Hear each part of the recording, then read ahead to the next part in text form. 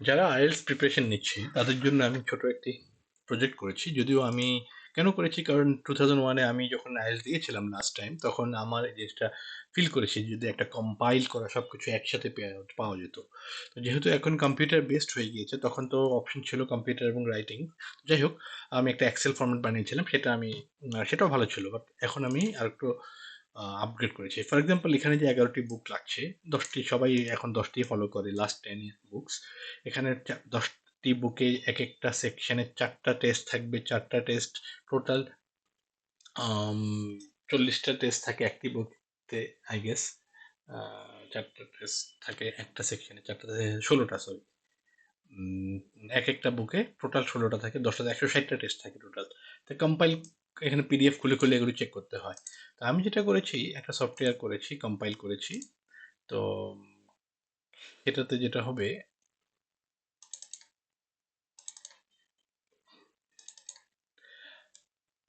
হ্যাঁ, মূলত আমি এখানে ইউজার সিস্টেম করেছি। একটা ড্যাশবোর্ড আছে, টাইম আছে, অডিও চলবে এখান থেকে, কোশ্চেন দেখতে চাইলে দেখা যাবে। মানে যদি পিডিএফ অপশনটা দেখতে চায় কেউ, যে পিডিএফ ফাইলটা ওপেন হোক, পিডিএফ ফাইলটাও দেখতে পারবে। বাট এই সেম অ্যান্সারই আবার এখানে থাকবে, রিয়েল এক্সামের মতো। এখানে থাকবে, এখানে অ্যান্সার দিবে। ফাইনালি টাইম শেষ হওয়ার আগে অ্যালার্ম দিবে, মানে নোট নোট করবে। তারপরে আপনি চেক অ্যান্সার দিবেন, নিচে এখানে টোটাল কত হয়েছে, কোথায় ভুল হয়েছে, রাইট কোনটি, রং কোনটি, সব কিছু একটা জিনিস দেখাবে। নিচে আম, কোনটা রাইট কোনটি রং সেখানে দেখাবে। তারপরে এটাকে আপনি প্রিন্টও করতে পারবেন, অ্যান্সারটাকে, অ্যান্সার শিটটাকে।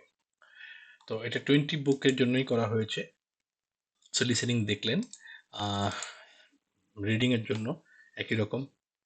প্রথম অ্যাসে, প্রথম প্যাসেজ অ্যান্সার, তারপরে সেকেন্ড প্যাসেজ থাকবে হচ্ছে পাশেই, একই স্টাইল, রিয়েল এক্সাম যেভাবে হয়, রিয়েল এক্সামের মতো।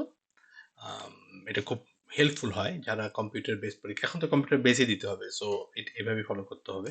হাইলাইট করতে হয়, স্ট্রাইক থ্রু করা যায়। রিডিং এর পরে আমরা যদি রাইটিং এ যাই, রাইটিং এর ক্ষেত্রে একই রকম, টাস্ক 1 থাকবে দেড়শো ওয়ার্ড, টাস্ক 2 250। এটা সেভ করা যাবে, প্রিন্ট করা যাবে পিডিএফ আকারে। স্প্রিং এর ক্ষেত্রে যেটা সেম, সেভ বুক 20 আপনি যদি ওপেন করেন, এই পার্ট 1, পার্ট 2, পার্ট 3 দেখবেন।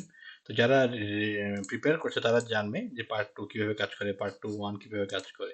সেখানে আপনি রেকর্ড করবেন আপনার কথাগুলো, তারপরে শুনবেন নিজে শোনার জন্য। যদিও এখানে মার্কিং সিস্টেম করিনি রিডিং এবং রাইটিং এর ক্ষেত্রে, সরি, রাইটিং এবং স্পিকিং এর ক্ষেত্রে, সেটার জন্য এআই কে ইউজ করতে হয়, সেটা একটু টাফ হয়ে যায়। এখানে সেভ করা থাকবে অডিওটি, পরবর্তী শুনতে চাইলে দেখতে পারবেন যে আপনি কি বলেছিলেন প্রথম ইয়াতে। একদম নিচে একটা ডাটা রেকর্ডও থাকবে, যে কোন টেস্ট দিয়েছিলেন, কখন দিয়েছিলেন। ডার্ক মোডও করেছি ফর নাইসার লুক। এই হলো মোটামুটি আমার, অ্যারাউন্ড 10 ডেজ লেগেছে আমার সবকিছু করতে। আরো কিছু বাকি আছে এখনো। আহ, দুটা বুক মাত্র কমপ্লিট করেছি, বাকি 11 থেকে 18 বুক, প্রত্যেকটা ডাটা পিডিএফ থেকে কম্পাইল করতে হবে এখানে। So still huge work to do. Thank you.